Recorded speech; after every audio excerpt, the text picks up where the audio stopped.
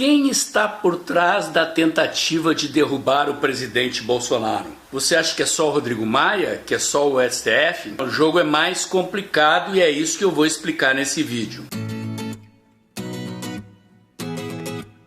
Quando terminou o regime militar, se instaurou no Brasil, com a Constituição de 88, o que se chamou de Nova República. Foi um arranjo político-institucional construído para substituir a ordem política anterior dos 20 anos em que os militares estiveram no poder. A Constituição de 88 é o arcabouço jurídico legal que sustenta a tal da Nova República. Desde que a Nova República se instaurou, em 1985, final do governo Figueiredo, até agora, praticamente todos os grandes partidos tradicionais governaram o Brasil. E eles vieram do centro para a esquerda.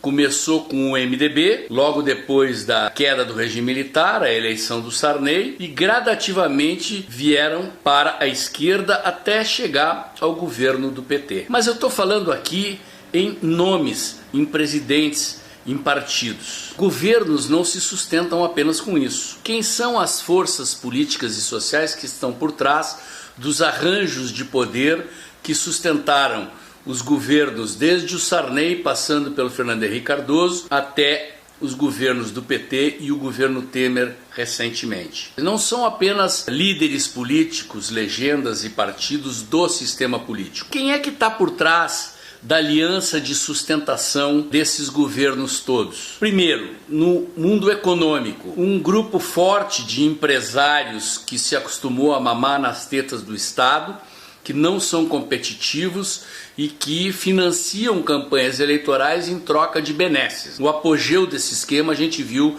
no Mensalão e mais recentemente no Petrolão, essa interface nebulosa entre interesses econômicos e interesses políticos. Estão também as corporações do funcionalismo público. A gente sabe que a elite do funcionalismo público tem um poder político muito forte no governo, em Brasília, é um dos maiores lobbies no Congresso Nacional e que mantém privilégios, super salários, aposentadorias, carga de trabalho, jornada de trabalho baixa e assim por diante. Finalmente estão os grupos de mídia tradicional. Então nós temos aqui um arranjo de poder cuja cara política são os partidos, principalmente os partidos do Centrão e os seus aliados, mas um conjunto de interesses sociais, políticos e econômicos com raiz na sociedade. A primeira tentativa de governar por fora desse esquema, ou seja, deixando as corporações do funcionalismo público, esses empresários e os grupos de mídia de fora do poder, foi patrocinada pelo ex-presidente Collor. Collor foi o primeiro presidente eleito da era das eleições diretas, quer dizer, quando terminou o regime militar,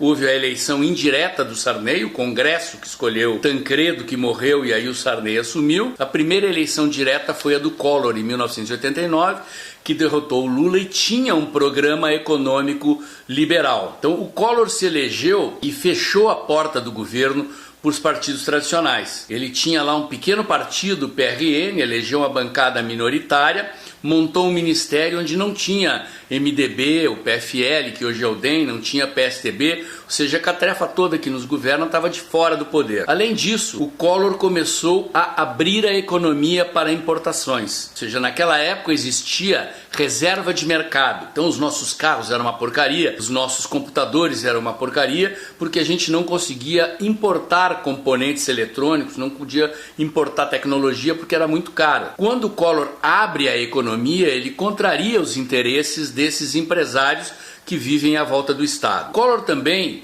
ele se negava a dar 147% de aumento para os aposentados. Por quê? Porque o rombo da Previdência já existia naquela época. Ele atraiu contra si toda a ira do funcionalismo público por causa das privatizações que ele fazia também, ou seja, começou a fechar estatais e funcionários públicos que até então viviam na função pública passaram a ter que trabalhar na iniciativa privada ou foram demitidos. E finalmente o Collor contrariou os interesses dos militares e da Globo. Dos militares, como? Existia um projeto desde o tempo do regime militar de construção de uma bomba atômica brasileira. E lá na Amazônia, na chamada Serra do Cachimbo, tinha um buraco gigantesco lá, construído pela FAB, que era para fazer testes de explosões nucleares. O Collor foi lá, encerrou o programa nuclear e fechou o buraco. E finalmente o Collor tinha um projeto. O Collor é dono das retransmissoras da Globo na Lagoas. Ele tinha um aliado político que era um empresário do PTB do Paraná, que era dono da antiga rede CNT de televisão, e a Rede Manchete, que estava falida, para construir uma rede de televisão para competir com a Globo. Qual é a novidade? Então vejam o conjunto de interesses que o Collor contrariou. Ele começou a abrir a economia e contrariou os empresários, ele contrariou os militares, ele contrariou os funcionários públicos e ele queria afrontar a Rede Globo de televisão. Resultado, foi derrubado. O Collor era corrupto? Olha, tudo indica hoje, olhando daqui para lá, que sim, ele até depois que foi derrubado se envolveu com os governos do PT. Diz a mídia que ele controlava a BR distribuidora da Petrobras em pleno governo Lula. Que ironia, né? Mas na época o Collor sofreu impeachment acusado de ter ganhado uma Fiat Elba, uma peruazinha da Fiat, do seu tesoureiro de campanha sem comprovar a origem do dinheiro. Vamos combinar, perto de Mensalão e Petrolão, uma Fiatzinha Elba não é nada. Mas esse foi o pretexto que usaram para derrubar o Collor. Derrubado o governo Collor, assume o governo o seu vice, Itamar Franco, que era um político que fez história, fez carreira no antigo MDB. Itamar Franco assume e logo faz do Fernando Henrique Cardoso o seu ministro da Fazenda. Fernando Henrique Cardoso cria o Plano Real, acaba com a inflação e consegue governar por 2 mandatos. Mas governar como? Fernando Henrique Cardoso, tendo visto o Collor ser derrubado porque alijou as oligarquias políticas do poder, fez uma aliança com o PFL. Isso mesmo, o PFL, que hoje é o DEM do Rodrigo Maia. Naquela época era comandado pelo Antônio Carlos Magalhães. O vice do Fernando Henrique foi o Marco Maciel, um político de Pernambuco. E depois que ele ganha a eleição, o que ele faz? Abre as portas do governo para o Centrão. Fernando Henrique Cardoso também foi o cara que inventou a reeleição. Antes de terminar o primeiro mandato, em vez de fazer a reforma da Previdência, ele lutou durante 3 anos do seu mandato para aprovar a reeleição. Dizem até, inclusive, um deputado confessou que votou a favor da aprovação da reeleição no Congresso por ter recebido R$200 mil em dinheiro. Isso nunca deu em nada. Mas foi assim que Fernando Henrique Cardoso governou por 8 anos. Como ele não fez a reforma da Previdência, o custo do Brasil ficou alto e ele precisou elevar a taxa de juros, elevar impostos para pagar essa conta. Ele ficou impopular porque com juros altos e altos impostos veio a recessão, o desemprego. Resultado, Serra, que era para ser o sucessor do Fernando Henrique Cardoso, perde a eleição para o Lula. E aí começa o nosso inferno, os 13 anos de governo do PT. E o que faz o Lula quando entra no governo? Chama todo o Centrão de novo. Compra o apoio no Mensalão, com malas de dinheiro no plenário do Congresso Nacional, conforme se ficou sabendo no escândalo do Mensalão. E depois da reeleição, como ele saiu impune do Mensalão, foi o Petrolão, quer dizer, a distribuição de cargos no governo e aquela roubalheira deslavada que terminou na quebra da Petrobras. Mas eles se mantiveram no governo. Você se lembra, gente, a dificuldade que a gente teve para derrubar Dilma. Foram mais de 2 anos de mobilização de rua, milhões de pessoas na rua para derrubar Dilma, porque o Centrão, nem PSDB, ninguém queria derrubar o PT, porque todos eles estavam mamando nas tetas do governo, na carona do governo do PT. Eu vou chamar essa aliança do capeta aí, que junta os partidos de esquerda, de centro, até de centro-direita, de antigo regime. Essa turma da Nova República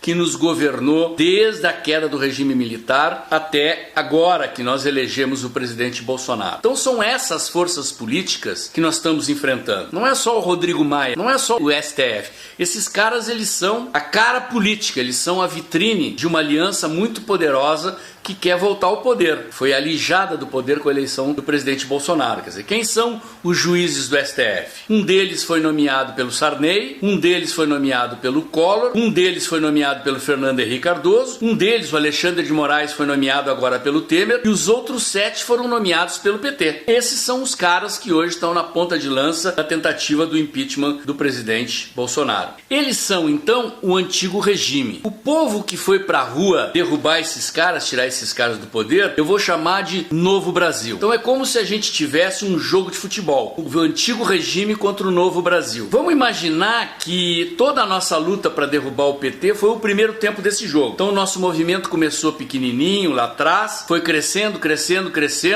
derrubamos a Dilma, como se a gente tivesse jogando no campo do adversário. O povo na rua é o nosso campo. Metemos gol, metemos pressão, derrubamos a Dilma, elegemos o presidente Bolsonaro. O que aconteceu? Segundo tempo, presidente eleito, o jogo sai das ruas para dentro do Congresso Nacional e para dentro do STF. Agora nós estamos jogando no campo deles. Eles estão na ofensiva. Então eles deram uma folguinha no primeiro ano de governo, afinal de contas, derrubar um presidente eleito logo no primeiro ano é complicado, devido à popularidade. Terminado o primeiro ano, depois de aprovar a reforma da Previdência, eles vieram para cima. E essa crise da pandemia ofereceu a grande oportunidade para que a mídia tradicional, que é aliada do antigo regime, se unificasse toda. A gente vê todos os editoriais de todos os grandes veículos de imprensa batendo duro diariamente há mais de 60 dias no presidente para criar um clima de opinião que sustente a tentativa deles fazerem o impeachment do presidente. Esse é o jogo que está sendo jogado. A gente tem que ficar atento para entender isso, gente. Eu vou repetir. Não são apenas lá o Rodrigo Maia e alguns políticos do Congresso e nem só o juiz do STF. Tem forças políticas, sociais e econômicas poderosas por trás deles. Quais foram as últimas jogadas? A divulgação daquele vídeo da reunião era a esperança dos caras de que ali eles tivessem a gravação do presidente cometendo um crime que justificasse derrubar o presidente. O tiro saiu pela culatra. Então o que eles fizeram? Rearrumaram o time em campo. Antes era o Rodrigo Maia comandando o Congresso que estava no ataque, o STF no meio de campo e a esquerda lá atrás. Como a esquerda queimou o filme no Mensalão e no Petrolão, a esquerda recuou para a zaga e fica metendo processo no STF, assim como o zagueirão que lança a bola lá no ataque, né, para o STF completar a jogada. Então, como o Rodrigo Maia fracassou na tentativa de derrubar o presidente, o STF foi para o ataque, o Centrão recuou para o meio de campo. E o presidente, inteligentemente, fez o quê? Dividiu o Centrão. Quando o presidente percebeu que o Rodrigo Maia estava armando uma aliança no Congresso para votar o impeachment, ele foi para cima dos caras do Centrão e dividiu o Centrão. Aí o jogo foi para o STF, como eu estou descrevendo. E quais são as jogadas que estão em curso no STF? Uma, essa investigação ilegal que o Alexandre Moraes está comandando, nos acusando de fake news, sem prova nenhuma, até agora não acharam nada e não vão achar. O outro é uma tentativa que a esquerda preparou de derrubar o presidente sobre a acusação de financiamento ilegal de campanha. Então entraram com um processo no Tribunal Superior Eleitoral na tentativa de provar que os empresários que apoiaram o presidente Bolsonaro financiaram ilegalmente a campanha. Eu tenho certeza que não vão encontrar nada também, mas eles estão tentando por estas duas vias, provar que existe formação de quadrilha por trás da produção de supostas fake news que eles não conseguem comprovar e provar que a chapa foi eleita ilegalmente. Um autêntico golpe branco. Mais um detalhe, gente, esses caras têm pressa. O que está acontecendo agora? Quer dizer, nós estamos no auge da pandemia, o número de mortes, essa coisa toda crescendo. A pandemia ofereceu para a mídia uma oportunidade de atacar em bloco. Gente, eu tenho 60 anos de idade, 43 anos de política. Eu nunca vi nada igual. Eu nunca vi um noticiário quase unânime da mídia nacional batendo diariamente no presidente por mais de 60 dias. Estão tentando preparar a opinião pública para nos ferrar. E uma correção. Há pouco nós dissemos erroneamente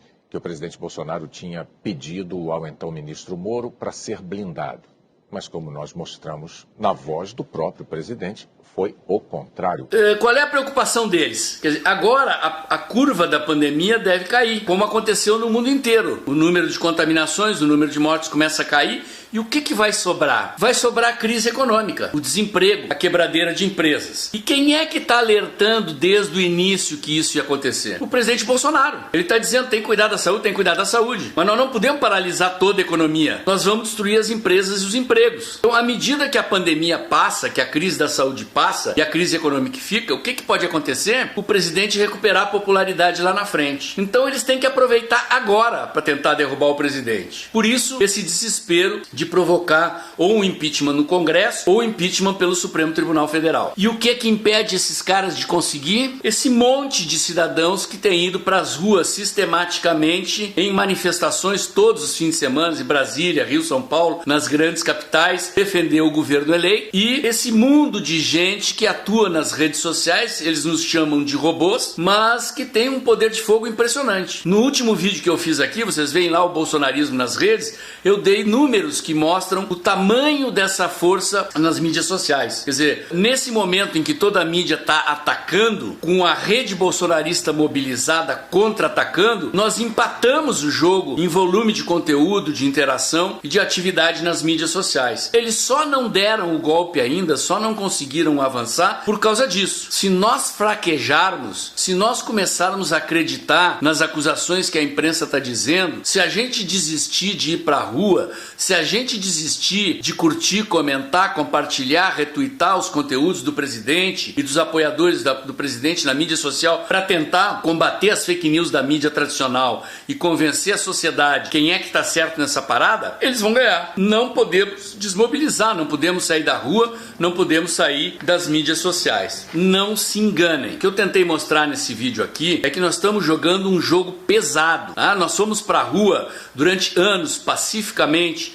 tiramos a Dilma do poder, tiramos o PT do governo sem nenhum ato de violência. Essa é a característica. Nós somos famílias de verde e amarelo indo para as ruas, querendo mudar o país na democracia. Digam eles o que disserem. E quem somos nós? Quem são as pessoas que fazem parte do time do Novo Brasil contra o antigo regime? Você aí é um deles. Nós somos empreendedores, nós somos trabalhadores, nós somos empresários, autônomos, profissionais liberais. Nós somos a camada da sociedade que vive do próprio trabalho, que nunca se lambuzou nas benesses do governo, nunca pediu arrego para o Estado. Nós produzimos a riqueza do país, nós pagamos os impostos que sustentam a moleza deles. Nós somos o Novo Brasil, nós queremos tirar do poder o antigo regime. Essa é a nossa luta. Não se iludam, o jogo é pesado, o jogo é pesado. Nós tiramos o PT do governo, mas não tiramos esses caras do poder. Eles estão dentro da mídia, eles estão dentro das escolas, das universidades, estão parcialmente dentro das igrejas, eles dominam o mundo da cultura, eles têm um poder de fato consolidado por mais de 30 anos que só vai ser derrotado com muita força política, com muita luta política do nosso lado. É um novo Brasil contra o antigo regime, abaixo o antigo regime. Vocês viram aqui, os meus vídeos são um pouco mais longos, mas não tem como fazer análise política diferenciada e posicionada sem fazer um vídeo um pouquinho mais longo, tá? Espero que eu tenha ajudado a vocês a compreender o que está por trás do jogo político, né? O que está por trás da superfície dessas disputas no Congresso e no STF, e a compreender que a nossa luta é árdua e vai levar tempo e só vai terminar quando um dos dois lados vencer. Vamos rezar para que seja o novo Brasil e que a gente consiga botar abaixo o antigo regime. Se você gostou, bota o dedãozinho lá, positiva esse vídeo, curte, comenta, compartilha. O meu canal é novo, tô chegando só em 2.000 inscritos por enquanto. Inscreva-se no meu canal, faça os seus amigos me conhecerem. Valeu?